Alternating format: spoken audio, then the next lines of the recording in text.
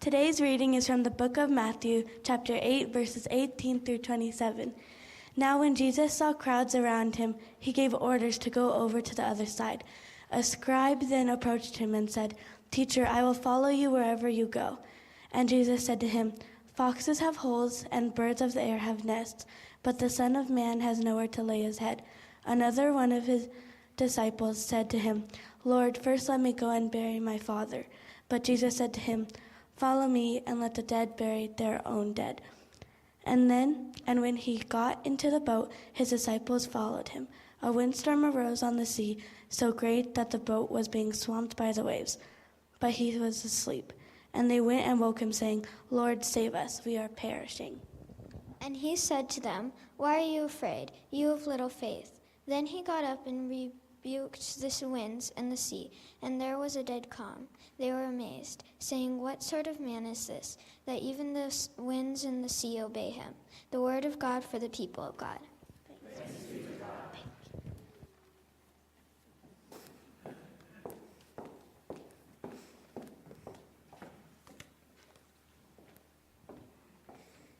Well, it seems like a perfect time to stay. A large crowd has gathered around Jesus, and isn't that what all the money we dumped into social media marketing was for? To get these people gathered around Jesus, to fill up these pews with people? The scripture drops us into a scene worthy of launching a building campaign. Thanks be to God. The people have shown up. Except in the true style of an introvert, we see Jesus masterfully weave through the buzzing crowd and announce that it's time to move on. A state senator, having recently joined the movement and begrudgingly committed to head the stewardship campaign, witnesses Jesus' statement and, exhausted by the obligations of his life, declares his allegiance to follow Jesus wherever he is going. So, Jesus, being the transparent leader that he is, makes clear that on this journey, they will not be racking up any Hilton honor rewards points. For the foxes have holes and birds of the air have nests, but the Son of Man has nowhere to lay his head. A disciple, anxiously eavesdropping on the conversation, interjects. He hasn't packed a thing. His email auto-reply has yet to be set up. He's had no time to arrange for somebody to feed his pets. But it's worse than that. It's always worse than that. "Lord, first let me go bury my father." But Jesus said to him, "Follow me, and let the dead bury their own dead." If you are a biblical literalist, this is an incredibly awkward moment. Jesus just won the Worst Boss of the Year award. One of my favorite stories about trying to communicate the metaphorical nature of the Bible began when my daughter, at 5 years old, came to me suffering from a rather large amount of anxiety around Noah's Ark and the potential that God would again decide to flood the earth. I proceeded to brilliantly explain the concept of truth and meaning as understood through a historical critical method of biblical exegesis. To a 5-year-old, communicating that the truth of the story lies underneath the facts, that sometimes things didn't happen exactly as they were written. So we must look for the meaning from the whole of the story. Setting aside an obsession with the historical accuracy based on a scientific method, which was only introduced at a much later time during what was called the Enlightenment. She seemed confused. A few minutes later, having gone to her bedroom to process all the new, wonderful, age-appropriate lessons I had just bestowed upon her, I heard 2 little feet pounding toward me, carrying what appeared to be a newly liberated soul. In a few words that are beyond the bounds of my memory, she said something to let me know she understood and that she wasn't worried anymore.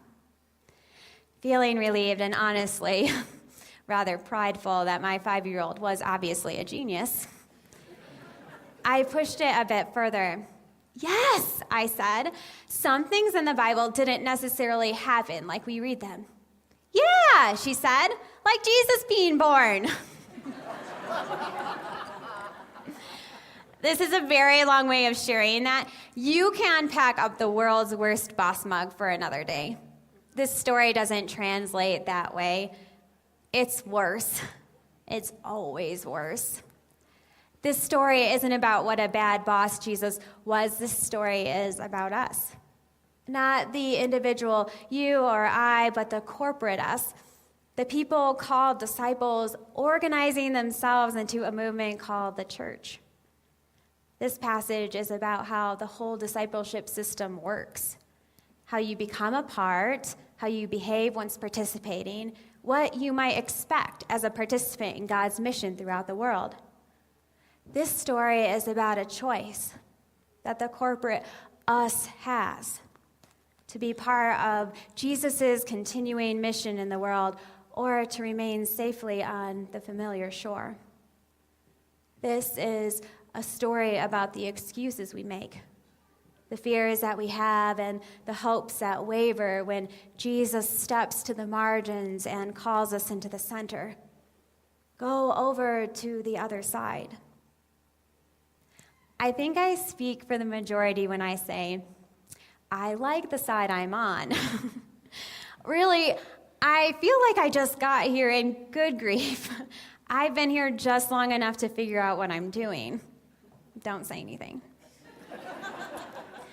It's taken years just to figure out who to call for what and when to call them. I had to burn through 1 million failed attempts of gatherings to encourage growing in discipleship before I fell into the one that seemed to work just enough, like a slow and steady rumbling under the surface of an institution once frozen yet still alive. I think I heard something that took years to hear. Your voice, echoed in the stories, absorbing into hearts, forming new walls now penetrable. And I imagine overall, together we are comfortable in this place. We have a pattern, a relationship, a predictability together. There's no reason to rock the boat when the sun is shining on the shore. Let's stay on this side. As many of you know by now, since I would wager all my Starbucks cards that I have literally ended up including this in every sermon I have ever preached here. I do not like to travel. I spend a lot of time preparing to leave. I'm really good at preparing to leave. I'm really not good at the actual leaving part. This seems to annoy my husband. Perhaps his annoyance has grown over the past 15 years because it seemed a likely possibility that if I did not get in the car the day we were to leave for Ogden, Utah, to attend annual conference, he would take it upon himself to pick me up and put me in the car. He didn't say this. I just saw intent in his eyes. I don't want to go, I said. I don't like annual conference.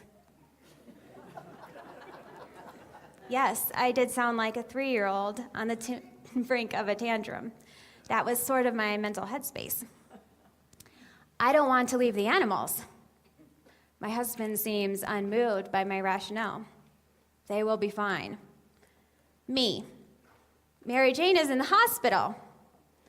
Him. She has people to take care of her. Me. I feel like I'm forgetting something. Him. There's always something we leave behind. Bags over my shoulder, curtains shut, lights out, doors closed, moving out.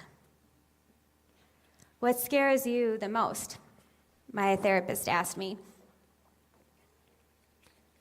First, I say, the thought of being alone, out in that field like Jonah in the belly of the whale. You can't see out. You don't ever know the whole story. You rarely know what's coming next. And how are you feeling about leaving Hope? I laugh like I do when I don't want to talk about something. I try to think of a joke, but only muster up a half-hearted, I don't. A long pause. It feels too hard.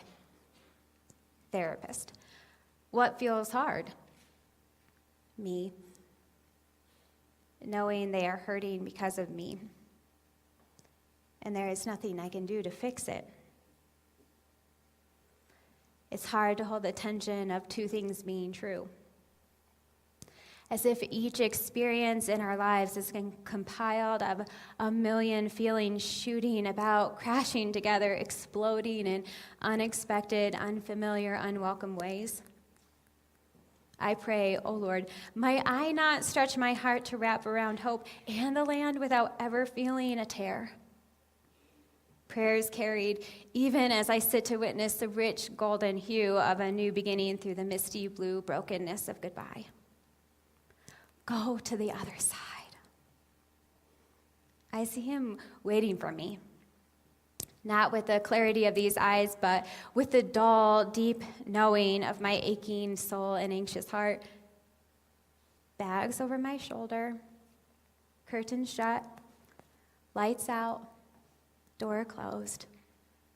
One foot, then another, lifts off from the stability of a sandy shore, trading it in for the volatile rocking of a creaky wooden boat, where I am confident a giant whale waits to eat me.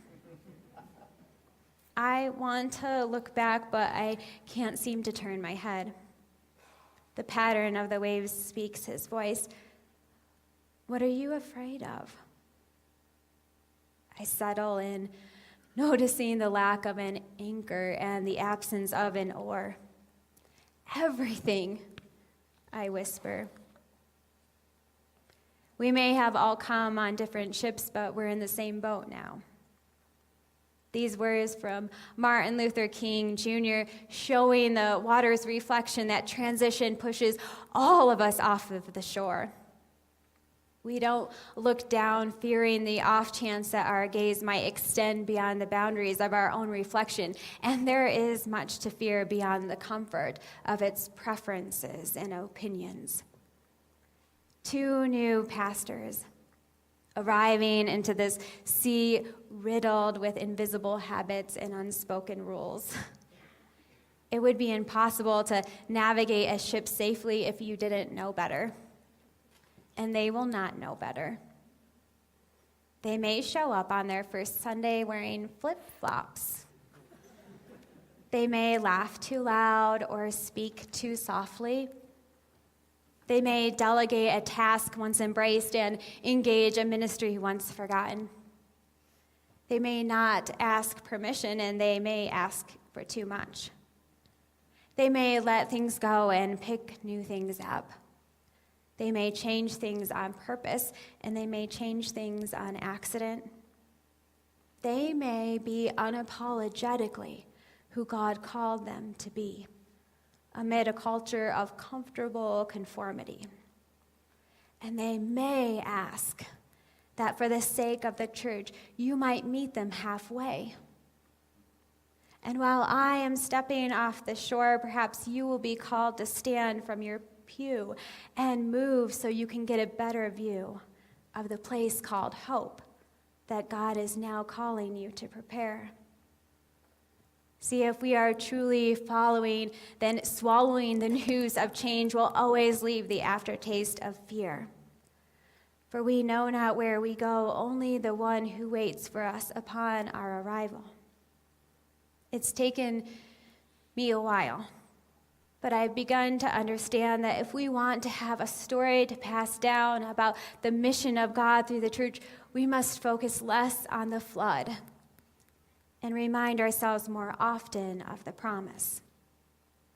In the end, it will not be the historical facts that are remembered. It won't be the way it really happened that they will want to tell, but the myth of the adventure embraced in the moment we let go.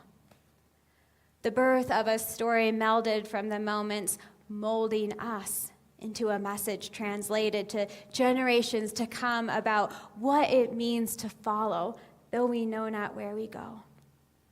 If we had set the destination, it would have meant that we were in the lead, when the forfeiting of certainty is but a formula to follow in faith.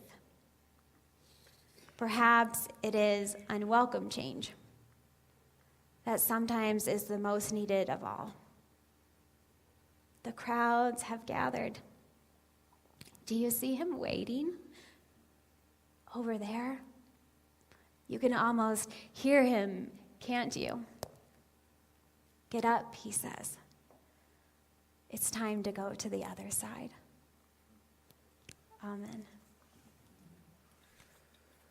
And so I would invite you to stand with me as we sing together our hymn of commitment, The Summons.